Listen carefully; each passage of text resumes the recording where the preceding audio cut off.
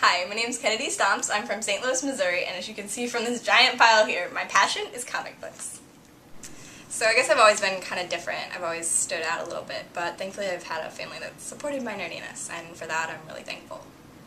Kennedy has always been a child with a strong sense of justice, and I think that plays into comic books and comic book storylines, plot lines. Which way to the alien babes? Hey Alex, so what are you most looking forward to at Comic-Con? Seeing some of the movie previews and stuff. I'm also excited. I'm a little nervous. It's going to be my first time going to Comic-Con, and it's going to be a little intimidating, I know, because I'm kind of young, and while I love comic books a lot, I know that there's people out there that are even more passionate, if you can believe that. And I know that I might not feel like I fit in at first. But then I was thinking about it, and I realized that Comic-Con is probably going to be one of the few places where I do fit in, because it's somewhere where nerds can just be free and express themselves in any way that they find, fitting. And I know that it's going to be a pretty crazy 4 days, but I'm really excited. Well, Sergio Aragonis has always been one of my very, very favorite comic drawers and storytellers for that matter, so I'm really looking forward to him. I may take off the helmet. No. I am a big fan of the Josh Whedonverse, the Joshverse. I heart Josh Whedon. And I'm looking forward to seeing, not only the comic books that are related to those series, Angels and Buffy's and all those, but also seeing some of the stars from movies and TV shows that I know that are science fiction fantasy based that I like. So I'm excited about that. And, it was interesting because about the time she heard about Comic-Con or realized that last year, I guess, she had heard about it and saw photos and really wished she could have been there. So about the same time, she started needing to develop an idea for her senior thesis, which is actually a fairly substantial, 20-page paper that she needs to write. And she decided she was going to write it on comic books as literature or something along those lines as her thesis, so that she would need to go to Comic-Con to do research and talk to comic book artists and illustrators that are there for their kind of internal convention that's going on at the same time as Comic-Con. So yeah, this family vacation, most girls, teenage girls, want to go to the beach or on a cruise or someplace like that, but no, we're going to Comic-Con. I've always loved comic books. I've always looked at them as a kind of interesting art form and, something very entertaining to read, but I didn't really look at them in a scholarly light until I took a class on understanding comic books as literature at a summer program. And it really caused me to see that there was this whole new perspective on something that I really enjoyed. And I found that, my interest was becoming a passion. Actually, in the class, we did have textbooks. One was Understanding Comics by Scott McCloud. Another one was Art Spiegelman's Mouse. And we also studied the first issue of Alan Moore's Watchmen. So a bunch of classics. And I took that knowledge that I had gained at the class, and I took my passion and I put them together, and I came up with a senior thesis paper for my high school.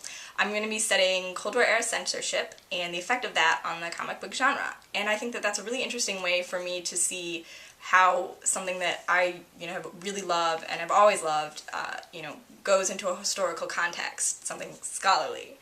And of course, since I'm going to be studying comic books, what better place to do research than Comic-Con? So I think I would be a good subject for the Comic-Con documentary because I feel like I bring to the table the fourth aspect of Comic-Con. I know that there's a lot of people who are super fans, and super fans are a big deal at Comic-Con. They're definitely one of the parts of Comic-Con that come together to make it a great event. I'm not as interested in meeting celebrities as a lot of people, and celebrities are definitely another part of Comic-Con that's pretty well known and pretty important. And I'm not promoting anything. I'm not, promoting my work. I'm not an artist, and I'm not a small, comics press publisher, promoting a work. I'm just interested in kind of a scholarly look at comics, and I do want to bring my family and I do want to experience the full Comic-Con experience, of course, but my focus is more on the educational aspect, which I think is a very important and often overlooked aspect of Comic-Con. So, comic studies is a pretty widely emerging field, and I definitely want to be a part of it. And I think that by following me in the documentary, there would be a look at this, fourth level of Comic-Con, the education especially because I hope to attend some parts of the Comic Arts Conference, which is a sub-conference at Comic-Con directed by Mr. Peter Coogan, who actually teaches at Washington University, which is in St. Louis, where I live, and I've gotten to talk to him a lot. He's been a great help on my research project, and I really think that, through his work at the conference and through my work on my paper, people in the documentary, people who watch the documentary could see that Comic-Con, while it's a great place for nerds to meet each other and to relate to each other, and while I really hope to experience that, and while it's a great place to be discovered or to discover new things or to meet celebrities and whatnot, I think it's also a place to learn things about, comic books and about popular culture, especially at the Comic Arts Conference. So one of the great things about being a comic book nerd is that there's a lot of people out there who share your passion, and so there's a lot of meeting spots for those folks, and one of those in St. Louis, Missouri, where I live, is Star Clipper Comics on Delmar Boulevard. Okay, so Spider-Man's probably my favorite superhero because he's pretty much just like your average everyday nerd, but then he gets bitten by something, by a spider, and it's just a completely random turn of events that he can't control, and he turns into a superhero.